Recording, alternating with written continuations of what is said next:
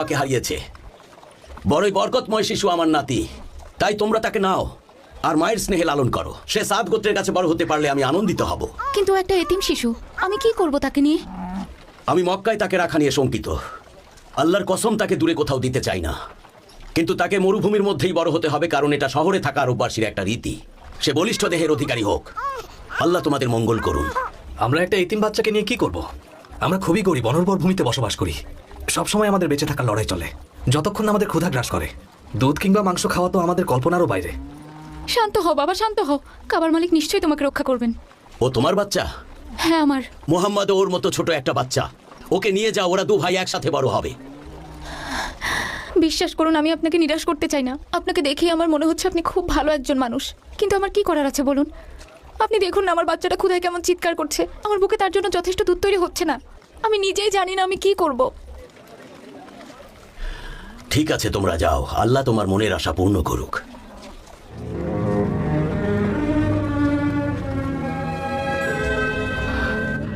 আমার বাচ্চাটা। এতিম হওয়াটা একটা শিশুর জন্য অভিশাপের মতো।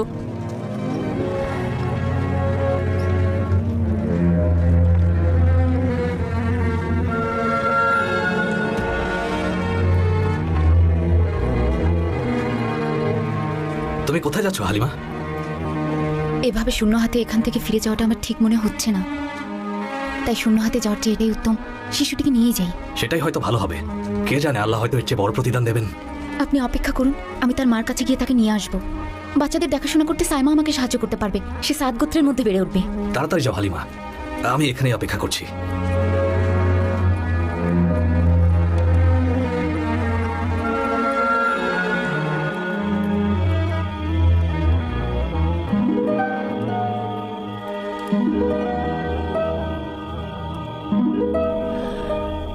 এদিকে এসো বারাকা, এখানে বসো। এখন বলো কি হয়েছে? ওনারা মোহাম্মদকে নিয়ে গেছেন। মোহাম্মদকে তো ধাত্রী হালিমার কাছে দেয়া হয়েছে বারাকা। সে সুস্থ সবল মানুষ হিসাবে সাত গোত্রের কাছে বেড়ে উঠুক। মক্কার এই অন্ধকার যুগে আমরা তাকে নিয়ে খুবই শঙ্কিত আছি। তুমি কি চাও না সে একজন সুস্থ সবল মানুষ হিসাবে বড় হয়ে উঠুক? হ্যাঁ, তার জন্য জীবনও দিতে পারি। খুব মনে পড়ছে ওকে। আমি ঘুম থেকে উঠে ওকে খুঁজছিলাম। যখন দেখলাম ও নেই, তখন থেকেই আর কান্না থামাতে পারছি না। ওর চেহারা চোখে ভাসছে। আমাদের সবারই মোহাম্মদের কথা মনে পড়ছে, অনেক মনে পড়ছে। রাব্বুল কাবার কসম, আমরা সবাই ওকে খুব ভালোবাসি, আর ওর বাবার মৃত্যুতে আমরা শোকাহত। আব্দুল্লাহ কোরবানি হওয়া থেকে রক্ষা পেয়েছিল, তাকে ইয়াত্রিপে হারালাম। তোমাকে হারানোর বেদনা যদি বুঝতে আব্দুল্লাহ। কার জন্য দুঃখ করব? আব্দুল্লাহ নাকি তার এতিম ছেলের জন্য? আব্দুল মুত্তালিবের পরিবার, ধৈর্য ধরো।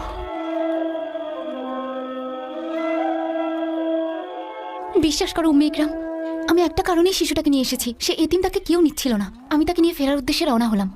তাকে আমার বুকে ধরে রেখেছিলাম। হঠাৎ দেখি সে আমার দুধ পান করছে, তার পূর্ণ পরিচিপ্তি নিয়ে। তারপর আমার বাচ্চা পান করলো, যতক্ষণ না সে পরিচিপ্ত হলো। এরপর আমার স্বামী আমাদের উটের কাছে গেল, দেখলো উটের বাট দুধে পরিপূর্ণ। সেই দুধ আমরা পরিতৃপ্তি করে খেয়ে সবাই ঘুমোতে যাই। আমার বিশ্বাস তুমি বরকতময় একটা শিশু আমার ঘরে এনেছো হালিমা। তোমার কি মনে আছে হারিস, আমরা যখন মোহাম্মদকে নিয়ে ফিরছিলাম, আমি আমার দুর্বল বৃদ্ধ উট চালিয়ে আসছিলাম। তখন উটের গতি যেন আগের চাইতে অনেক গুণ বেড়ে গেল। কিন্তু যখন মক্কার উদ্দেশ্যে যাচ্ছিলাম, তখন এই উটটাই চলতেই পারছিল না। আমার বান্ধবীরা জিজ্ঞাসা করলো, এটা কি সেই উট? আমি বললাম হ্যাঁ। তারা বললো আশ্চর্যজনক। দুধটুকু খেয়ে নাও হালিমা, আপনিও নিন উম্মে ইকরাম। তারপর শুনুন, আমরা আমাদের সাত ভূমিতে আমাদের বাড়িতে আসলাম। এই ভূমিটা তো কিছুদিন আগেও আমার দেখা সবচাইতে অনুর্বর ভূমি ছিল উম্মে ইকরাম। আমি কি মিথ্যা বলছি? ঠিকই বলেছ হারিস। তোমার কি মনে নেই আমাদের অবস্থা? হ্যাঁ, মনে আছে। আমরা যখন আব্দুল্লাহর পুত্র মোহাম্মদকে নিয়ে এখানে ফিরে এলাম, আমাদের সবকিছু কিভাবে যেন পাল্টে যেতে শুরু করলো।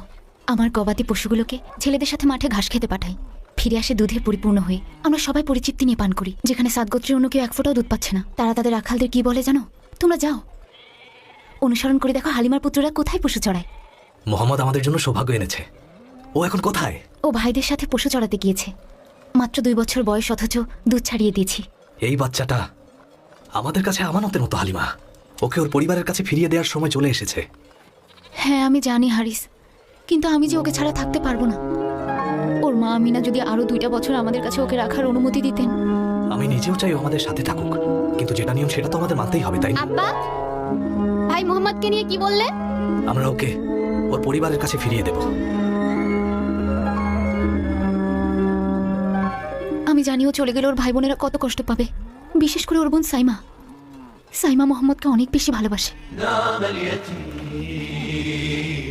بدت مخايل فضلي نام اليتيم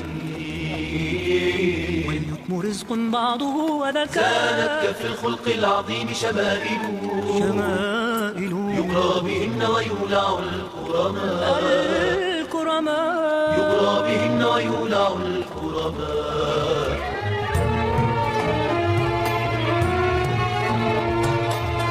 হারিস, হারিস শুনছো? আমি মোহাম্মদকে নিয়ে ফিরে এসেছি। মোহাম্মদ কোথায় আছে এখন? ওর ভাইদের সাথে ছাগল চড়াচ্ছে।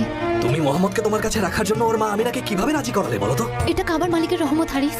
আব্বা, আব্বা, আমার ভাই মোহাম্মদ, কি হয়েছে ওর? মোহাম্মদ!